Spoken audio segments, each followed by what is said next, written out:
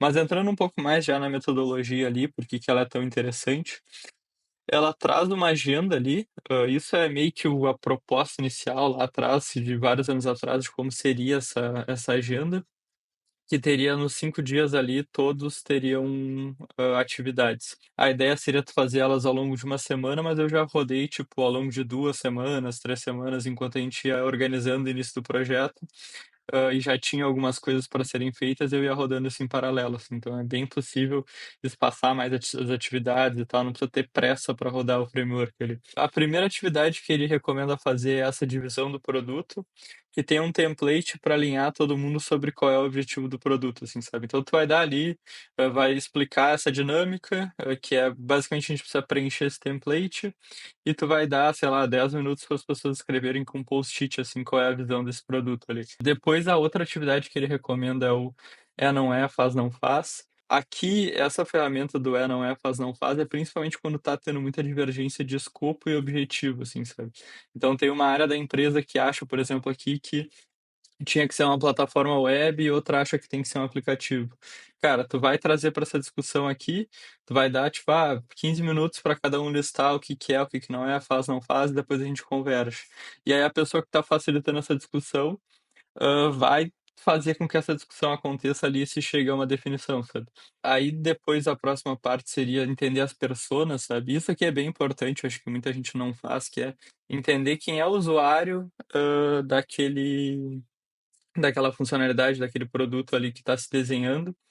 E muitas vezes isso muda porque a gente começa a entender mais quem vai usar, e a partir de entender quem vai usar, facilita a priorização das features, assim, sabe? E aí depois fazer uma jornada do usuário pensando no uso efetivamente do produto ali. Então, eu vou confessar que ultimamente eu já não tenho colocado tanto essas coisas mais off, do tipo, acorda cedo e tal. Tipo, eu tenho focado bem na jornada de uso mesmo ali. Claro que é interessante a gente entender mais ou menos onde essa pessoa vai usar, tipo, aqui ele vai usar no trabalho e tal, mas é importante focar bastante nessa jornada de uso ali para entender, principalmente essas coisas que às vezes fogem um pouco da nossa visão, sabe? E aí tu vai chegar nesse brainstorm de funcionalidades que é muito listar tudo que vem na cabeça mesmo, sabe? E aí essas sessões são importantes porque às vezes tu já tem mais ou menos uma lista, mas tendo todas essas discussões tu consegue chegar em funcionalidades que faltavam ou já começar a entender mais ou menos o que está na cabeça dos stakeholders ali, sabe? Depois é a hora de colocar as funcionalidades na jornada ali. Então, tu vai ter cada passo da jornada do usuário que a gente colocou antes e vai ver quais funcionalidades se conectam ali com essa jornada. E depois a gente entra nessa parte aqui de revisão técnica de UX de negócio, que é para cada funcionalidade pontuar como time ali, discutir qual é o valor que ela tem de UX, então, para o usuário. Por exemplo, para exemplificar isso, eu sempre digo, tipo, cara, nenhum usuário quer fazer login. Ele quer fazer o que acontece depois do login. Mas ele se. Claro, tem aplicações voltadas para segurança e tal, etc. Mas vamos pensar num uso comum. O que gera mais valor para o usuário não é o login, é o que vem depois do login ali. Então, ah, isso dá esse parecer ali de, pô, o que que o usuário realmente quer fazer no sistema? E acontecem essas discussões. Qual é o valor de negócio ali? Então, o que realmente gera valor para o negócio, o que que não gera? E qual é o esforço para a engenharia? Então, a gente vai avaliar cada funcionalidade nesses três aspectos aqui. E, por fim, aqui, passar por essa matriz que é de nível de confiança sobre o que fazer e como fazer, sabe? O que a gente tenta evitar é quando a gente sabe ter uma funcionalidade ali, normalmente aquelas funcionalidades que chegam meio que pelo pedido de alguém, assim, e que tu não sabe muito bem nem o que que tem que ser feito, nem como fazer. E aí a gente tenta evitar ao máximo elas aqui. E tentar ficar principalmente nessas de cima.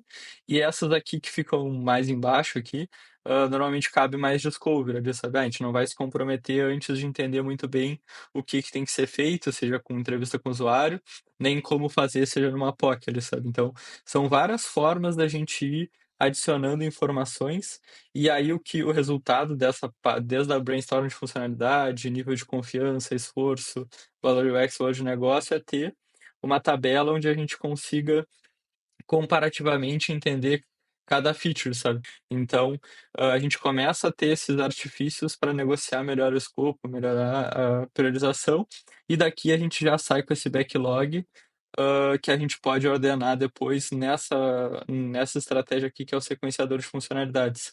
Agora a gente tem uma noção de qual é o valor que elas geram, qual é para o usuário, para o negócio, esforço de engenharia, se elas são verdes, vermelhas ou amarelo, em sentido. Isso é ruim, porque no livro ele bota tipo laranja, esse cinza escuro e cinza claro aqui, né? Mas considerem cinza escuro verde, cinza claro amarelo, laranja vermelho.